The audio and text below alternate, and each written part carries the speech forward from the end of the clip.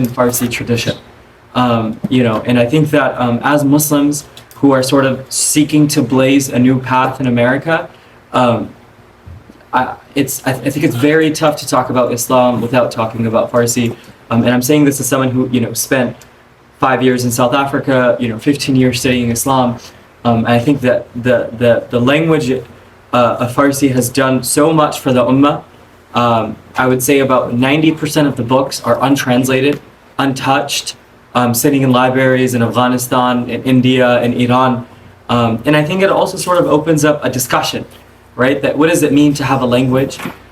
What does Allah intend for us linguistically? And what does it mean to belong to something much greater than, a race or an ethnicity or a phenotype, And I think what really shocked me was that when I was studying in South Africa, so just some very brief biographical details, my parents don't speak Urdu at home. My family is a very English-speaking, very Anglophile family. Neither of my parents really spoke Urdu at home. I believe neither of them can really read Urdu. So Urdu had pretty much died in my family. I can say without a doubt that 95% of my family cannot read Urdu, although we are a Hyderabadi Muslim family. And when I went to South Africa to study, it was an Urdu madrasa, and the first question that comes in your head is that why do I have to study Urdu to study Islam? I thought Islam is just about Arabic. But when I was in madrasa, we used to have these dhikr sessions in the morning. And our teacher would start off with this bait of Maulana Rumi of Allah, Allah in shashireen astanam shiro shakkar me shabada janam tamam. That, oh Allah, Allah, what a sweet name the name of Allah is. It's sweeter than milk and sugar mixed with honey. And so our teacher would recite that every day after Fajr. This idea that people were literally in love with Allah. Maulana Rumi would sort of compare his relationship with Allah subhanahu wa ta'ala like Layla and Majnun in the desert, that if you're not wandering, just totally lost of yourself, insects crawling on your back, in search of Allah subhanahu wa ta'ala, then you're not really living a life. And that analogy works because, as the Farsi poets say, that Ba Khuda divana bash ba Muhammad hoshar, that when you write about Allah subhanahu wa ta'ala, be crazy, be totally divana, be totally crazy, but when you talk about the Prophet, watch your tongue. Right? And you can see that within the tradition. And I think, so that sort of the exposure started. And again, I am just an English-speaking Muslim, whose families lost Urdu probably 50, 60 years ago. So started to be exposed to Urdu. And then one day, I opened up a book, and there were some lines of the great Pakistani poet Muhammad Iqbal, and I'll never forget the lines. I had never read anything like that in my life, where he says, "Har koi mast mein zauqatan asani hai, तुम मुसलमान हो क्या ये अंदाज़ मुसलमानी है, न हैदर फ़क़र है न दौलत उस्मानी है, तुमको असलाफ से क्या निस्बत रूहानी है, वो ज़माने में मुअज़्ज़ज़ थे मुसलमान होकर और तुम ख़ार हुए ज़लील हुए तारिक क़ुरआन होकर." He says that every Muslim is now obsessed with the pleasures of their body. What spiritual connection do you have with your past? Are you Muslim? Is this the way of Muslims? Neither do you have the wealth of Sayyidina Uthman, neither do you have the piety of Sayyidina Ali. Tumko aslaf se kya nisbate ruhani hai? What spiritual connection do you have with your ancestors? They were honored in the past for being Muslim, and you have become disgraced, zalil, for leaving the teachings of the Quran. And I had never, again, my family was not really interested in Urdu at all. And so that really opened up a whole new world for me. And although, every day we're studying fiqh, tafsir, hadith, mantiq, falsafa, Urdu, but just those lines of Iqbal, I never heard anything like that in my life before. And this is important because a lot of us as Muslims are trying to sort of reckon, right? What went wrong for the past 200 years? Why are we in this condition that we're in? We all feel this gham and this grief in our heart, And I think reading Iqbal, that really opened it up to me. So I went to the internet cafe and I printed out his two most famous poems, the Shikwa and Jawab Shikwa. And for 2 months, I just memorized both of those entire poems in our fiqh classes. I should have, been paying attention, but I was so fixated on that poetry that it broke me in ways that I can't imagine.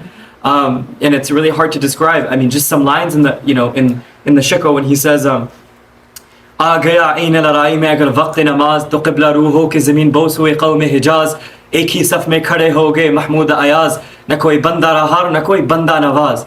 He says that Muslims were such in the past that if in the middle of battle the time of namaz came, then they would get off their horse facing towards Hijaz, i.e. facing towards Mecca. Mahmud the king, Mahmud Ghaznavi the king, and Ayaz the slave would stand in one line. Together, everyone became one. And this is this idea of the Muslim past, or even later on in the poem, he says that, oh Allah, this punishment that you're descending on us, he says that you open up the treasures to the entire non-Muslim world, but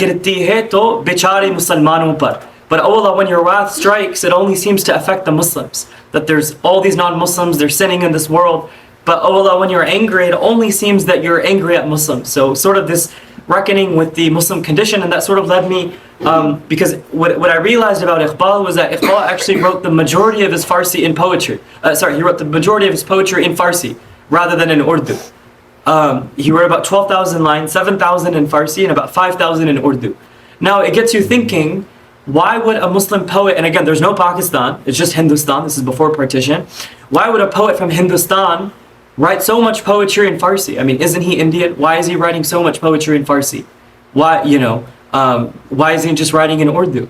Right? This is sort of, and obviously I'm a product of nationalism, I'm a product of modernity, and when I went out to undergrad and I majored in history, and I specifically studied the Mughal and Ottoman empires, what I realized was that the world before nationalism was such a brilliant, such a beautiful world where your language was not dependent on where you were born. Your especially for the Muslim world, in Delhi, in order to be a Muslim mard or a gentleman, you had to know Arabic, Persian, Urdu, and Turkish. And this idea that just because you're from Isfahan, you're not going to know Arabic, or just because you're from Hyderabad, you're not going to know Farsi would have been inconceivable in the pre-colonial Muslim world. And what that teaches us is that as Muslims, truly this notion of an ummah is not a fiction. There always has been some sense of this ummahness. There's something has bounded us together, right? And we have shown that across the pages of history for so long, and that sort of pushed me to study Farsi. And again, I don't come from an Afghan or an Iranian family. People don't really speak Urdu, let alone even read or write Urdu in my family. So, and mother says don't teach Farsi anymore. You can't learn Farsi in a madrasa. They have removed it. So, when I was in my graduate program, I studied it, and also what I realized, again, was that we have ignored and erased 1,000 years of Islamic history. And, as I said, Imam Ghazali has written texts in Farsi that people don't talk about because they don't know the language. Kimya Sa'adat, literally the alchemy of happiness, the alchemy of joy. Right? Imam Fakhruddin al-Razi, the great mufassir of the Quran, the great mutakallim, Farsi speaker. Imam Bukhari, a Farsi speaker. Imam Abu Hanifa. So we have literally, as I keep mentioning the word turath or Islamic civilization, that how can you and I even claim to have some grasp of our past without the language of Persian or Farsi, right? And so much so that the language was so rooted in the Muslim world that in Hyderabad, when the language was switched in the 19th century, this Urdu proverb emerged where they said, Padho Farsi becho tel dekho khuda ke ye khel, right? That if you study Farsi, you'll sell oil on the streets, because they could not really believe that a language could be sort of overturned like this. So I think that as Muslims, we need to understand this language, this tradition, to really call ourselves that are we reckoning with the entirety of this Muslim past? And it's especially important for someone like myself, who's interested sort of in this world and in this landscape, because, any study of Islam, any engagement with Islam, any reckoning with Islam that ignores the Persian tradition has ignored, I would say, 50 or 60% of Islam. And that's a wild number. And we have to make sure that as American Muslims, that when we cultivate a new future, for ourselves, and obviously we should not be afraid to dream, that any carving of a new path must demand an engagement, with Persian. So I just want to give a very brief history, and then I'm going to end with Iqbal, just sort of some ideas with him. Persian can be divided into three categories. The first is Old Persian, the second is Middle Persian, and the third is New Persian. What we speak today is what's called New Persian. Old Persian used to be called Pahlavi. Pahlavi is the old sort of Persian that was spoken 1,500 years ago. And then in the Sasanian Empire, a new dialect emerged called Middle Persian This is the dialect that Sayyidina Salman al-Farsi radiallahu anhu would have spoken. So Middle Persian has no Arabic in it. It's purely Persian. It was written in the Syriac Aramaic script. And after the Muslims, when we spoke about Muslims conquering Iran and Afghanistan in the 8th century, rather I would say the 7th century, this interaction happened between Arabic and Persian over the span of 200 years, where a new dialect of Farsi or Persian emerged. This is what we call New Persian, where about 60-70% of the language became Arabic, right? And really the first two poets who symbolize that is Abul Qasim Firdausi and Rudaki. These are sort of the two earliest poets that we have who wrote in this language. Abul Qasim Firdausi was actually the court poet of Mahmud Ghaznavi, the same king that we talk about from Afghanistan. And he wrote an incredible book called the Shahnameh. The Shahnameh it's about 60,000 lines of Persian poetry. And it's sort of the story of Iran. It ends with the Muslim Arab conquest of Iran. And it's still studied today. It was actually memorized in the Taimuri and the Mughal Empire. 60,000 lines of poetry, right? And again, just to show that Muslims used to be very literary people. Muslims, and the idea of culture, for Muslims to have culture, you cannot have culture without literature, right? And that's incredibly important to remember. You cannot have culture without literature. Literature, if you look at American literature, the modernist sort of poets like Ezra Pound or, Virginia Woolf or Sylvia Plath, you can't have American culture without sort of these ideas, or even fiction, fiction, non-fiction, etc. Literature is sort of the bedrock of tahzeeb and culture, right? You get your values from literature. People sort of express their ideas of ethics, of morals, of values through literature. That's why, literally in Arabic and in Farsi, the word for literature is adabiyat. Adabiyat comes from the word adab, which means etiquette. Adabiyat comes from the word adab, which means that through literature, you're cultivating adab. You're cultivating this sort of ethical form of being in the world, and that's how Muslims always understood it. Now Muslims don't have any engagement with literature, right? How many Muslims today can just quote a line of poetry to you in any language? That's a lot. This is, by the way, the first time I think in the entire 14 centuries of Islam where the average Muslim in the street cannot quote poetry to you. That's incredibly wild. Just 50, 60 years ago, you could walk in the streets of, Karachi or Kabul or Isfahan, they could quote lines of poetry to you. This is the first time in history that this has happened where people cannot do that, right? And that means that's a loss of language, that's a loss of adab, that's a loss of akhlaq, and that's also a loss for Muslims in terms of their relationship with Islam, right? Sayyidina Umar radiallahu anhu said, learn the Jahili poetry. It will help you understand the Quran. That's what Sayyidina Umar radiallahu anhu said.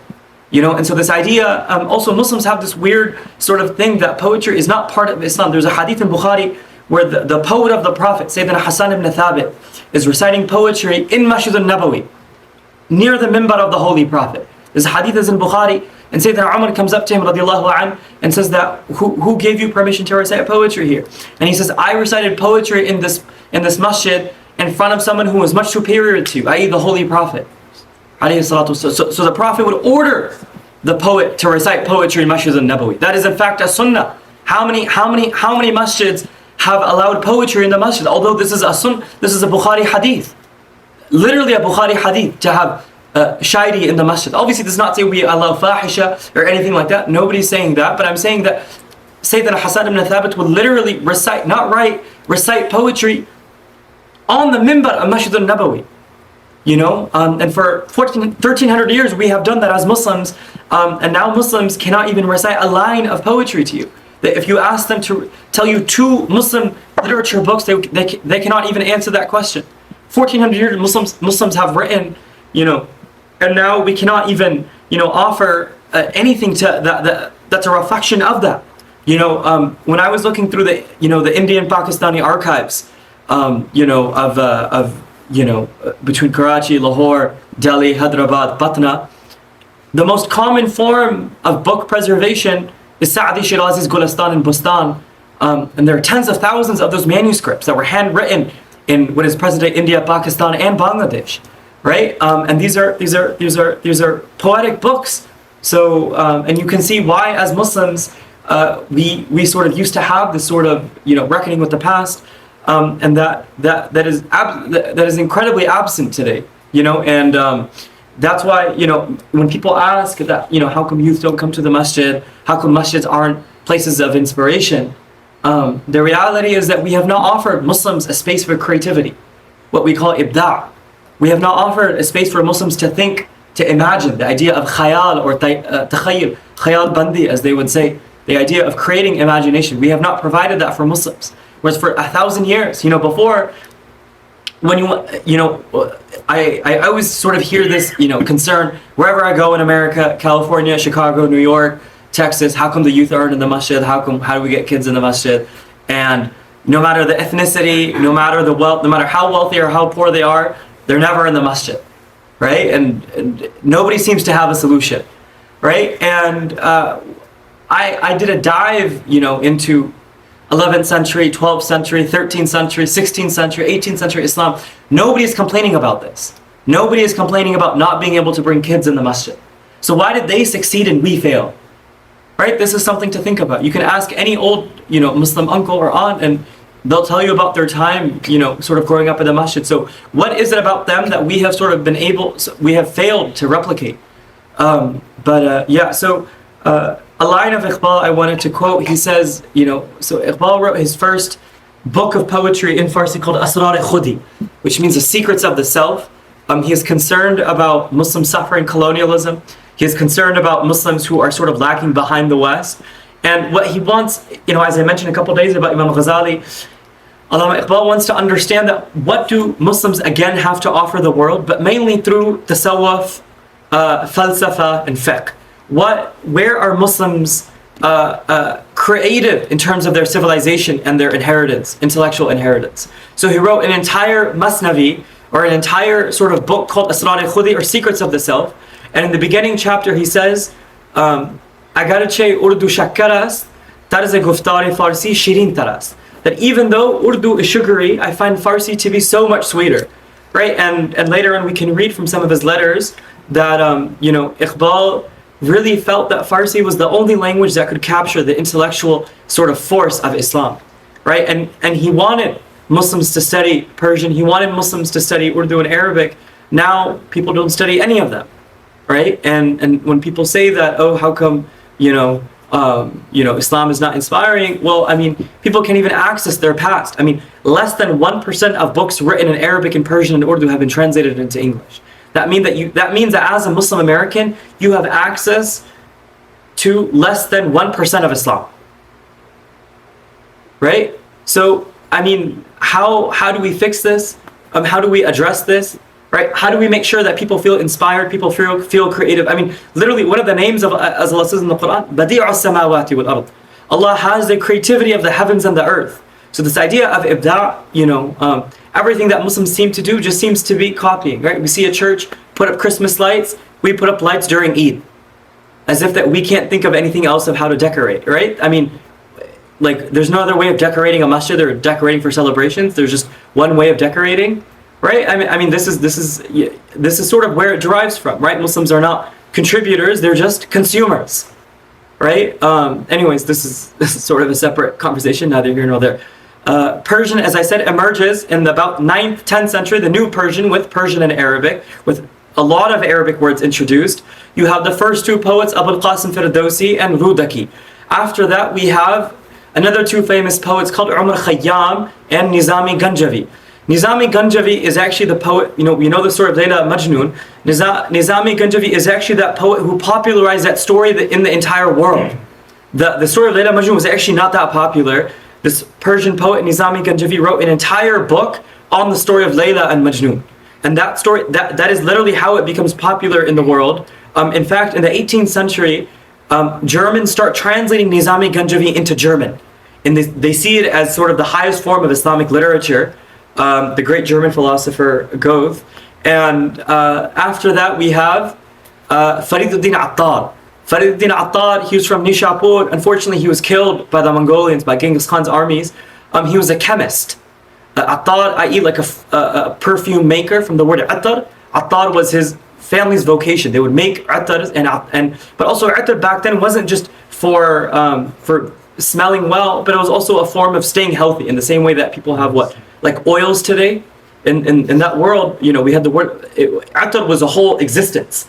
It wasn't just for, that's why a lot of us kids who grew up in America, we hated our dad's itar because it was always smelled weird. But the reality is that it has many more effects than just smelling. It's a whole sort of, it clears up your congestion, etc., and so forth. And after Nizami Ganjavi, you have the great poet, also you have Sanai Ghaznavi, whom poetry I recited. And I think that all of these poets, in the same way that we talk about the four madhabs, you can think of these poets as sort of these doctrinal figures of Persian poetry. And then obviously you have the great Maulana Rumi.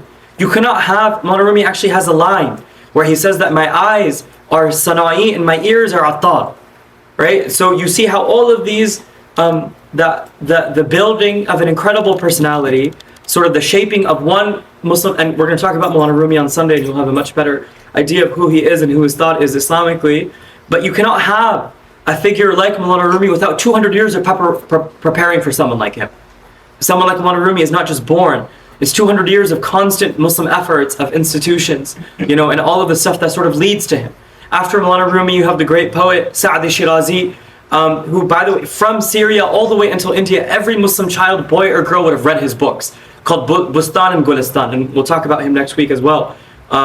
Again, it's like, after Tarāwīh, why are we listening to old Persian lessons? The reason is because, as Muslims, I want to make sure that everyone has a holistic Muslim experience. Too often, our Muslim experience is 5% of what Islam really is. And I want to make sure that everyone looks at Islam holistically, because when I read just 200 years ago, the way Muslims lived in the world, there is so much joy and so much beauty they feel through the religion of Islam. And there is a whole life that preceded that, a whole education that is absent today, right? And if we can just introduce a little bit of what they had, because the reality is that their mental well-being was far superior to what you and I have today.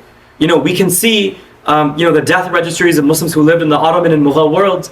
Very, very few are taking their own lives. Right? And so why is that there is such a huge pandemic today of people so unhappy with themselves, whereas 200 years ago, that is not the situation, especially not in the Muslim world, right? And so if I can just share a little bit of what that average, rose gaudy Muslim life would have looked like, I think that we can, really create something that is much more beautiful. And then we have what is considered the greatest Farsi poet is Khaja Hafiz, who starts his line, we'll read this line and, maybe we can end. What time is it? 11:20. Okay, we'll end in 5 minutes.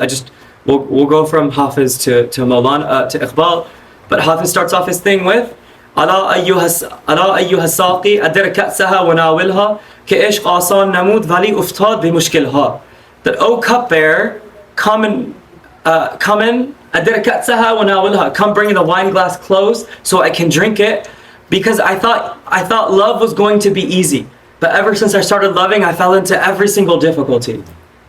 Incredible. This is an incredible line of couplet that millions of Muslims knew just 100 years ago.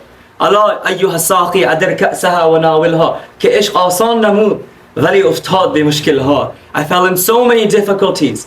After I started this journey, I thought that, loving Allah was so easy. I would just love Allah and it would open up to me. But he said, I started on this path of loving Allah and all the calamity started to hit me.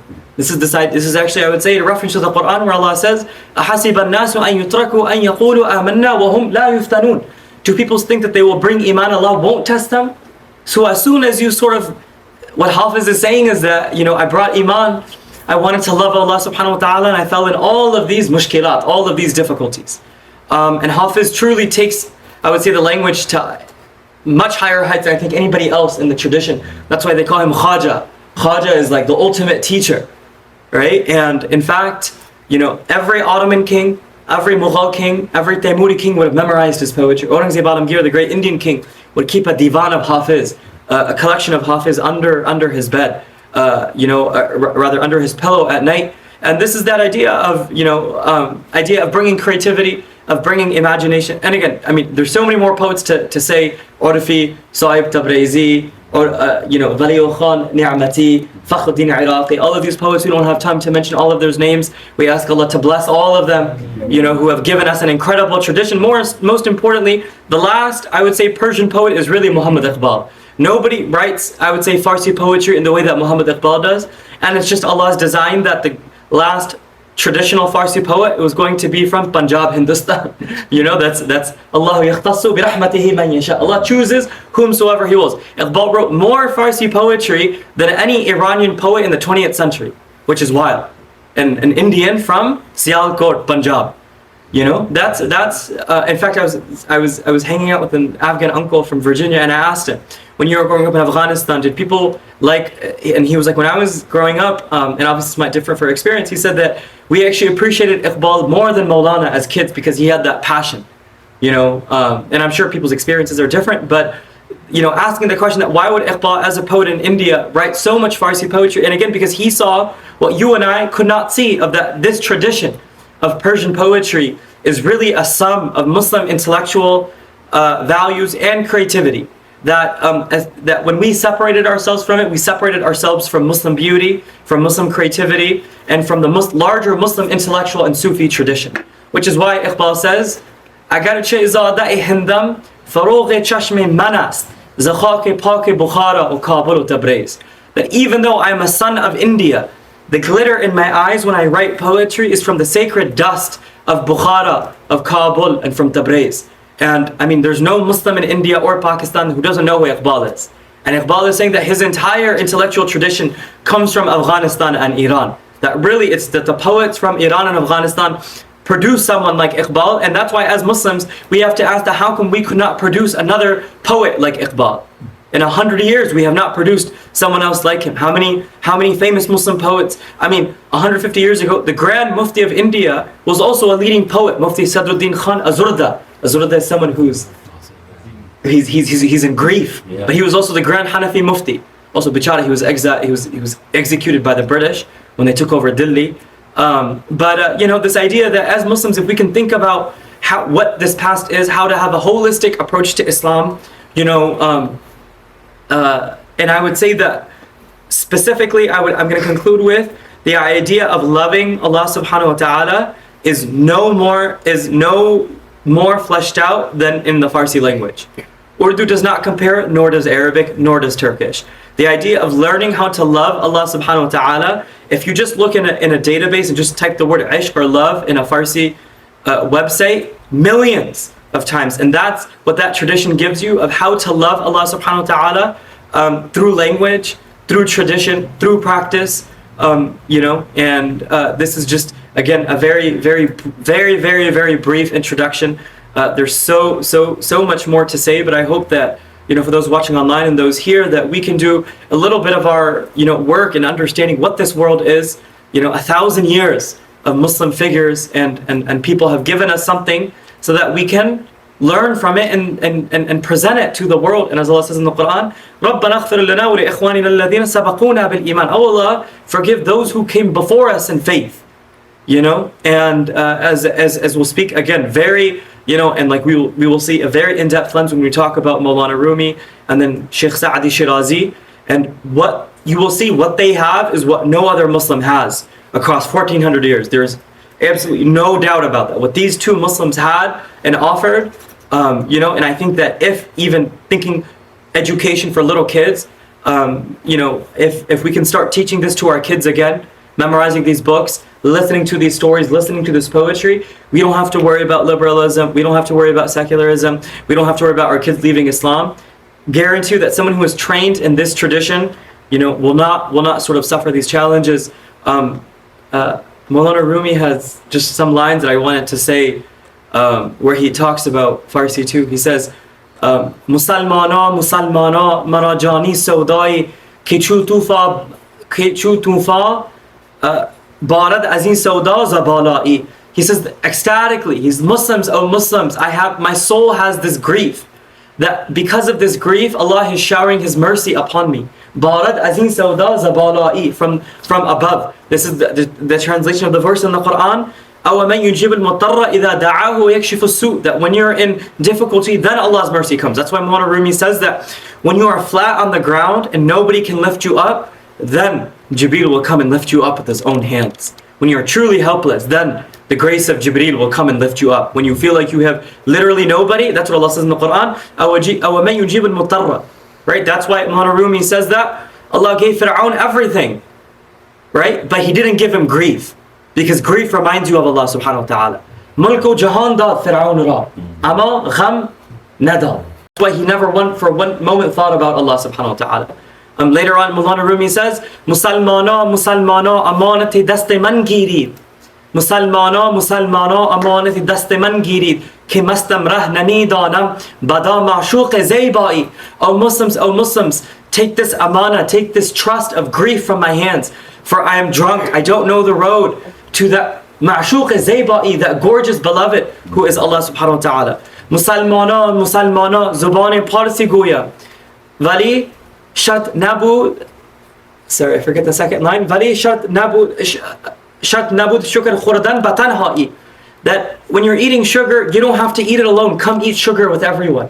Shat nabud shukr khurdan batanha'i. Come and eat sugar with everyone. And back then sugar was a new commodity. It had this new sort of meaning that it didn't have, elsewhere. And that idea of that ecstatic sort of form of speaking to Allah subhanahu wa ta'ala. The great Farsi poet of India, Amir Khusro, he says, he has this long poem about Nami Danam Chi Manzil Bud. But at the end, he says, so beautiful, he says, Khuda khud mir majlis bud andar la makan khusro. Khuda khud mir majlis bud andar la makan khusro. Muhammad shama'i mahfil bud shabajai keman buda. That he says that Allah, I had a dream and I ascended all of the heavens, and every heaven I would ascend, I would see someone else. One heaven I saw Abdul Qadir al-Jilani, one heaven I saw a prophet. He's dreaming, and he said the last heaven, Allah Himself was Mir Majlis. Mir Majlis is the master of ceremonies. Allah Himself was the master of ceremonies. Muhammad Sham'i Mahfil Bud, and the Prophet was the candle. Shabajai Keman Buddha, in the night where I used to be.